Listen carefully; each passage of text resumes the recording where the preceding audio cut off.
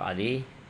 Bagaimana menurut pandangan Pak Ali dalam perspektif hukumnya hal yang terjadi dengan saudara Yusuf ini, Pak Ali?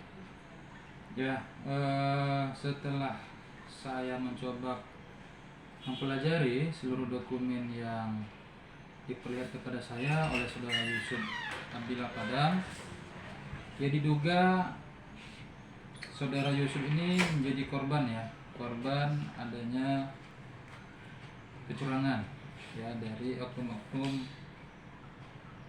Kesbangpol ya. Nah, kenapa? Ada beberapa kejanggalan saya lihat secara administrasi. Yang pertama, di sini ada surat dari Sekda pemerintah Kota Medan kepada Kepala Badan Kesatuan Bangsa dan Politik Kota Medan yang perihalnya itu pengangkatan tenaga kerja atau tenaga kontrak pada Badan Kesatuan Bangsa dan Politik Kota Medan tahun 2023.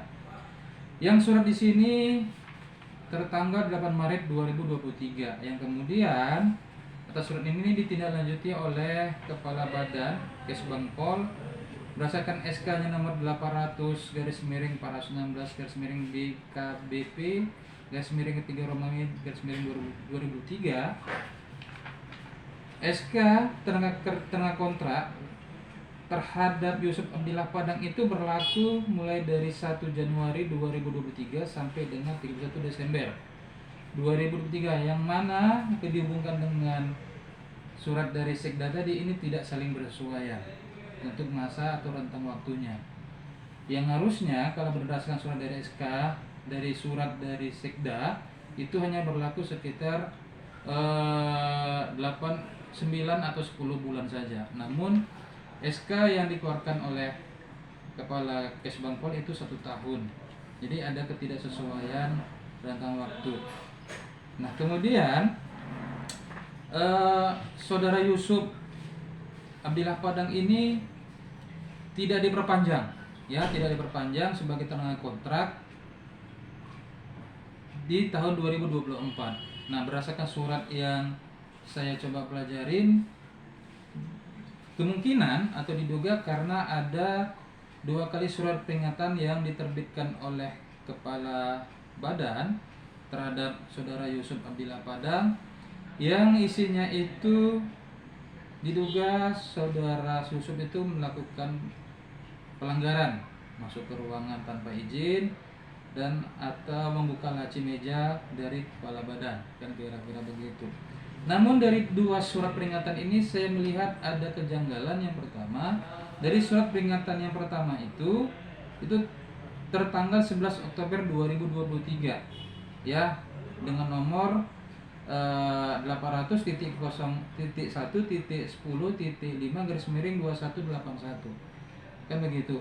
Namun berdasarkan surat peringatan kedua itu tertanggal 11 Januari 2023 ya, artinya seharusnya surat ini adalah Januari 2024 kalau memang dimaksudkan terbitnya ini adalah di tahun 2024 kan begitu. Nah, kalau memang ini kesalahan ketik yang harusnya 2024, artinya saudara Yusuf ini harusnya masih merupakan tenaga kontrak di Badan Kesatuan Bangsa dan Politik Kota Medan kan begitu.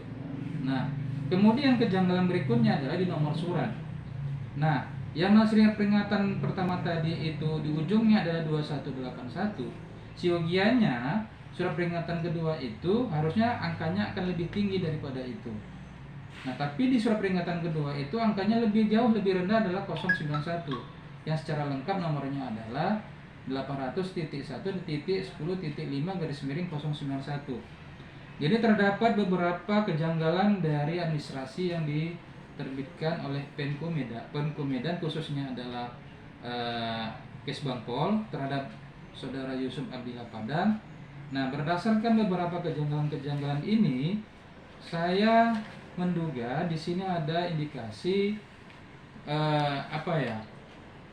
hal yang merugikan terhadap saudara Yusuf Abdillah Padang agar supaya saudara Yusuf ini tidak lagi diperpanjang menjadi tenaga kontrak pada Badan Kesatuan Bangsa dan Politik Penko Medan. Kira-kira begitu. Ada indikasi banyak kekeliruan administrasi di dalam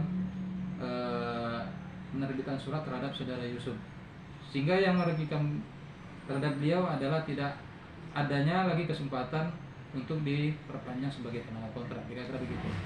Oke. Kalau statementnya Pak Ali kepada pemerintah lah, khususnya wali kota lah, terhadap kepala dinas yang seperti ini, apa ya harapan, ya mungkin statement dari LBH lah untuk kedepannya para honor-honor yang kelas bawah ini Pak Ali. Ya, desakan kita terhadap Pemko Medan adalah untuk lebih ketat dalam hal pengawasan, penerimaan, pengangkatan tenaga-tenaga kontrak yang ada di lingkungan Pemko Medan. Kenapa? Karena proses-proses perekrutan atau pengangkatan ini bisa saja dimanfaatkan oleh oknum-oknum yang tidak bertanggung jawab untuk melakukan pungutan liar, untuk memanfaatkan hal-hal yang menguntungkan secara pribadi, ya kan?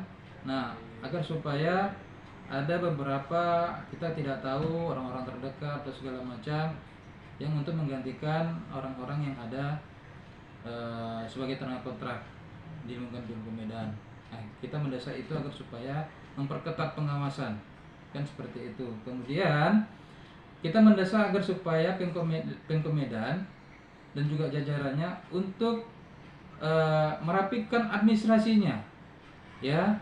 Dengan tidak teraturnya, dengan banyak kekeliruan administrasi ini, bisa saja masyarakat nanti akan berperspektif negatif kepada pemerintah Kota Medan, karena dampak dari banyak kekeliruan administrasi ini bisa saja akan menimbulkan kecurigaan apakah itu ada indikasi korupsi, kolusi, nepotisme. Nah, itu yang kita cegah sebenarnya, itu yang kita desak kepada Pemko Medan untuk melakukan pengawasan yang lebih ketat.